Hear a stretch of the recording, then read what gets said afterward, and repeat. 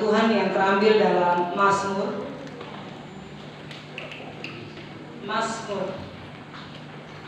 pasal 24.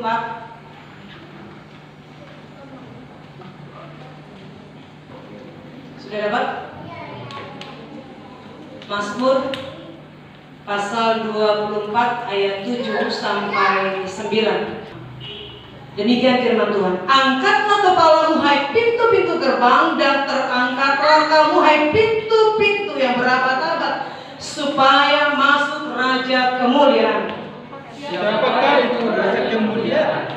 Tuhan jaya dan Angkatlah kepalamu hai pintu-pintu gerbang, dan terangkatlah kamu hai pintu-pintu yang berabad-abad, supaya masuk Raja kemuliaan. Saudara kasih Kristus, ini merupakan ibadah yang kesekian kalinya karena pandemi. Kita harus juga menahan diri untuk tidak bisa bersama. Saudara, tema kita hari ini berbicara tentang kedatangan Raja kemuliaan. Nubuatan tentang kedatangan Raja kemuliaan. Saudara, dari bagian ini Mazmur 24 merupakan liturgi yang dinyanyikan ketika umat memasuki rumah ibadah. Dan ini merupakan satu momentum yang bersejarah dalam perjuangan yang begitu panjang, bagaimana semangat kegigihan Daud yang merebut tabut perjanjian, saudara, ya, membawa dari rumah Obed-Edom ke Yerusalem. Jadi ketika mereka kembali membawa tabut itu selama 20 tahun dirampas, dan umat Israel pada waktu itu mengalami tekanan dan penderitaan, saudara. Dan ketika peristiwa itu boleh dilalui dan kembali dibawa tabut perjanjian itu ke Yerusalem, mereka menyatakan syukur, mereka bersorak-sorai, mereka menyatakan sukacita yang luar biasa yang tidak seperti dunia berikan, saudara. Nah, saudara kasih Kristus, tabut perjanjian ini berbicara tentang kehadiran Allah. Tabut berbicara tentang kehadiran Allah, ya. Nah, tabut ini adalah simbol, ya, simbol kehadiran Allah. Ketika kita melihat tabut, ya berarti kita sedang menyaksikan Allah di dalam hidup kita, ya. Nah, saudara, di dalam isi tabut perjanjian itu ada 3 tempat, ada 3 bagian. Di tengah-tengah itu ada 2 lor batu yang bicara tentang Pentateuch, 10 hukum Taurat, ya. Pentateuch 5 kitab yang ditulis oleh Musa, ya. Dan di sebelah kanan ini berbicara tentang roti mana, yang artinya adalah firman Allah. Dan yang di sebelah kiri adalah tongkat Harun, berbicara tentang kuasa. Bayangkan, saudara, ketika orang percaya, orang Kristen atau orang Israel, mereka memiliki 3 bagian yang penting yang ada di dalam tabut perjanjian. Saya percaya dimanapun Anda berada, Anda akan tetap menjadi orang pemenang. Amin. Anda tidak pernah dikalahkan. Kenapa? Karena Anda memiliki kuasa Allah. Kita memiliki firman Allah. Firman Allah yang dapat menyejukkan, menghibur, menyembuhkan, melebihi dari tetesan madu. Bahkan hidupmu berjalan dengan kuasa. Setiap waktu kau melihat kemenangan demi kemenangan, engkau melihat bagaimana pertolongan Tuhan yang tidak pernah terlambat di dalam hidupmu. Bahkan kau mengubah masa depan yang tidak mungkin menjadi mungkin, karena Allah berjanji engkau akan menjadi bintang yang akan menerangi setiap wilayah dan daerah. Saudara, sehingga respon umat pada waktu itu begitu antusias. Mereka bersorak-sorai kemenangan. Kenapa? Karena janji Allah digenapi.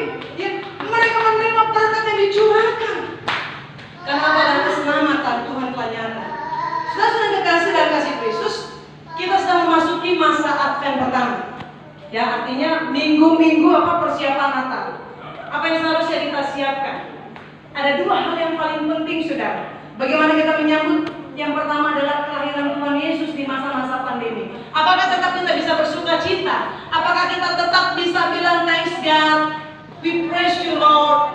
Apakah kita bisa mengubah keadaan yang begitu mencekam dan kita mempercayakan Tuhan sanggup menolong dan menyelamatkan kita? Amin. Bagaimana respon kita? Memiliki hati yang benar, sikap yang benar di tengah-tengah kondisi yang seperti ini, saudara. Yang kedua, bagaimana kita mempersiapkan hidup kita? Karena kedatangan Tuhan sama seperti pencuri. Anda dan saya tidak pernah tahu kapan Tuhan akan panggil kita.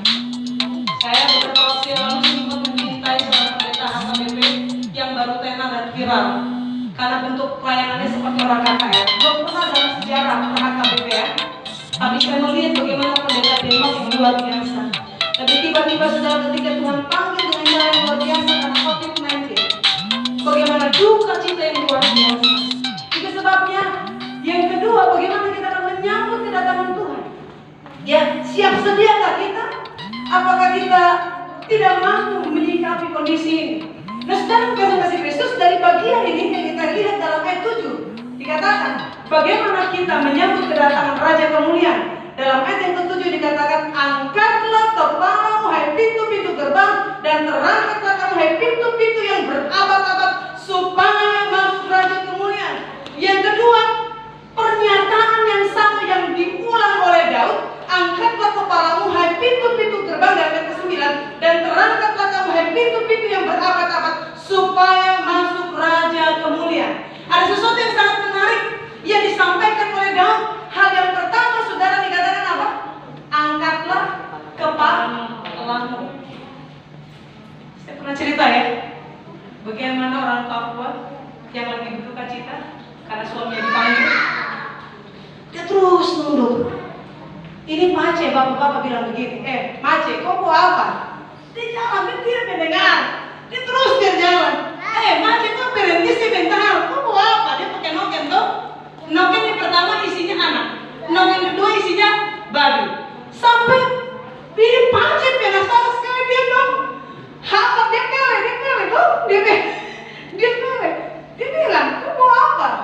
Aduh, bapak, saya mau nangka, tapi mata kepala terus tertunduk. Ini Mace penasaran sekali. Sampai dia bilang, sebentar, kenapa itu kok punangga tuh goyang-goyang terus katanya. Akhirnya dia berhenti. Dia buka noken yang pertama, isinya anak. Noken yang kedua isinya babi. Kok bilang nangka, tapi sebenarnya ini babi. Betul bapak, memang dia babi, tapi dia punama nangka. Saudara bayangkan, ketika orang yang berduka mengalami persoalan yang begitu berat, terkadang dalam menyikapi segala sesuatu rasanya sepertinya hidup ini gak ada artinya, apalagi separuh hidupnya hilang. Ya, saudara, masa-masa penantian membuat seseorang menjadi lesu, lelah, tidak berdaya. Ada kecemasan, ada ketakutan, ada kegelisahan, bahkan terkadang ada banyak orang kehilangan destininya Tuhan. Betul? Apalagi yang namanya menantikan kesembuhan. Dong kadang-kadang pikir-pikir ada Tuhan dengar atau tidak ini kita berdoa. Ya, terkadang jujur saudara, dalam proses menantikan sesuatu yang kita doakan, ya, kita sampai putus asa dan sampai meragukan janji Tuhan.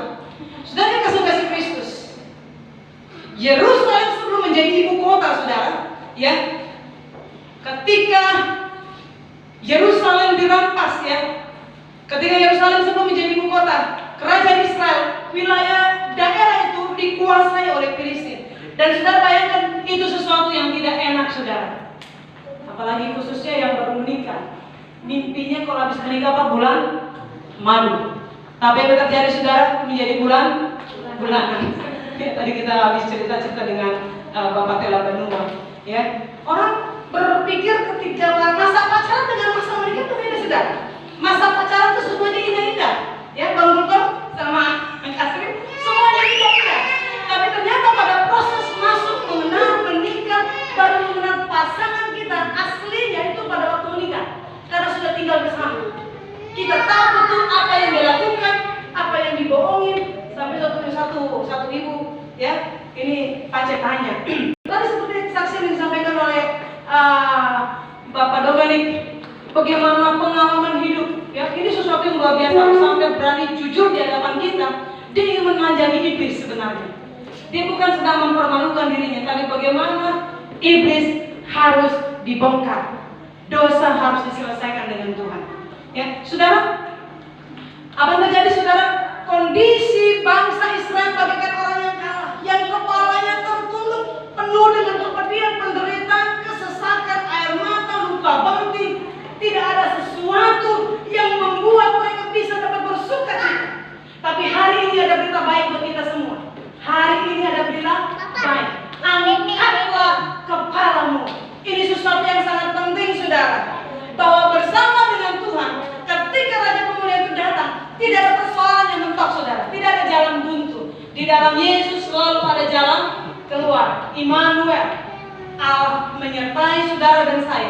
Dia terus akan menolong saudara. Dia akan memberikan anggur sukacita yang mungkin hari-hari kita sudah kehilangan anggur baru.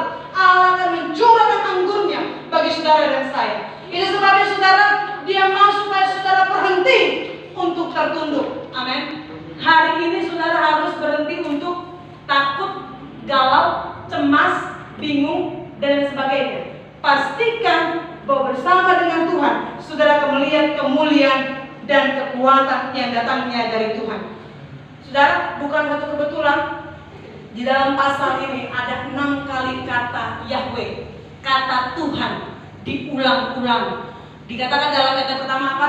Ya, Tuhanlah yang mempunyai bumi serta segala isinya.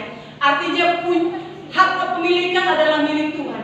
Jika saudara dan saya adalah anak Allah, maka saudara adalah pewaris. Itu sebabnya saudara, segala kekayaan Kristus akan diberikan kepada saudara dan saya. Yang percaya katakan amin. Ya, saudara, alasan Daud ada 2. Bagaimana dia merebut dan membawa kembali tabut perjanjian ke Yerusalem. Yang pertama saudara, Daud ingin mengembalikan umat Tuhan, bangsa Israel, untuk kembali kepada Tuhan, kembali fokus kepada Allah yang kita sembah. Ada banyak orang yang mengaku dirinya Kristen, tetapi sesungguhnya dalam perjalanan hidup kita tidak pernah mengutamakan Tuhan. Bisa kelihatan saudara dari bangun pagi gak pernah baca Alkitab, gak pernah doa, gak pernah memuji Tuhan. Taunya makanan matang berangkat. Ini ciri-ciri orang Kristen ya, yang sebentar lagi akan terbawa masa-masa kegelapan. Saudara bayangkan hari-hari ini kondisi sedang tragis. Bagaimana gereja Tuhan dibakar di Sigi. Bagaimana 6 rumah orang Kristen yang ada di sana dari jemaat Bala Keselamatan terbakar. Dan teroris begitu menakutkan dan mengerikan. Kenapa? Ada 2 yang dimutilasi, ada 1 yang kepalanya dipenggal dan yang 1 dibakar. Saya tidak tahu apa yang akan terjadi esok buat kita semua. Tapi satu hal, angkatlah kepalamu. Pastikan saudara dan saya, kita bersama-sama semakin lagi dekat dengan Tuhan. Amin. Mencari Tuhan lebih dari segalanya.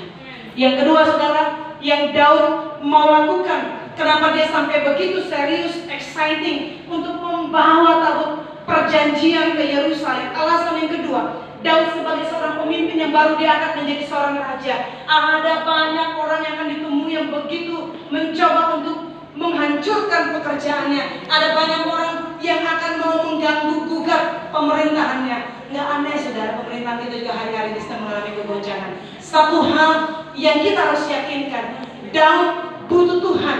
Itu sebabnya dia selalu libatkan Tuhan setiap waktu. 7 kali dalam 1 hari aku memuji-muji Tuhan. Amin. Daniel dalam 1 hari 3 kali dia menyembah dan memuji Tuhan. Saya nggak tahu apakah ada kesimpulan dalam 1 hari berapa kali memuji Tuhan, Pak. Pagi bersama dengan keluarga pastori, tidak pernah tidak absen, selalu menyembah Tuhan, melibatkan Tuhan dan mencari Tuhan. Karena apa? Kekuatan kita ketika kita bergaul akrab dengan Tuhan, ada jalan keluar, ada kekuatan, ada penghiburan. Ya, bukan penghiburan kalau nggak doa ya, tapi ini penghiburan yang daripada Tuhan. Yang kedua, mari kita akan lihat dalam bagian ayat yang ke-7 dikatakan, angkatlah kepalamu hai pintu-pintu gerbang, pintu yang berabad-abad, supaya masuk Raja kemuliaan. Selain mengangkat kepalamu dan melihat bahwa janji Tuhan akan tersedia bagimu, yang kedua dikatakan apa? Terangkatlah pintu yang berabad-abad. Saudara, biasanya rombongan ingin memasukkan pintu-pintu yang berabad-abad, bukan terbukalah pintu. Tapi dia berdoa, dia memuji Tuhan, dia menyembah Tuhan, dia bilang terangkatlah pintu yang berabad-abad. Saya tidak tahu pintu yang berabad-abad yang saudara alami. Luka batin, kecewa, dendam, sakit hati, merasa bosan, merasa lelah. Saudara, mari kita bongkar, kita dobrak untuk pintu-pintu yang membuat kita nggak bisa bertumbuh, yang membuat kita nggak bisa menyembah, yang membuat kita nggak bisa berdoa. Saudara, saya percaya ketika tadi keluarga Dominik, dia tidak melangkah, dia tidak akan pernah melihat janji Tuhan. Tuhan yang utama. Saudara, kasih dan kasih Kristus terlihat setiap puji-pujian yang dinaikkan oleh Daud, dia selalu mengutamakan Tuhan. Itu sebabnya saudara menjadi orang Kristen jangan takabur Tuhannya. Ya. Yang kedua saudara, mari kita lepaskan pintu-pintu kita, masa lalu kita yang menguasai keluarga kita, kehidupan kita. Mari kita bersama bersatu menjebol itu pintu-pintu yang tertutup. Amin. Mari kita raja-raja kemuliaan yang memerintah di dalam kehidupan kita. Masa-masa minggu Advent adalah bagian yang terpenting yang boleh kami dengar hari ini. Biarlah firman menjadi rema dalam hidup kami, memberkati sidang jemaat untuk bertumbuh berakar di dalam Tuhan. Terpujilah Tuhan, kami sudah berdoa. Haleluya. Amin.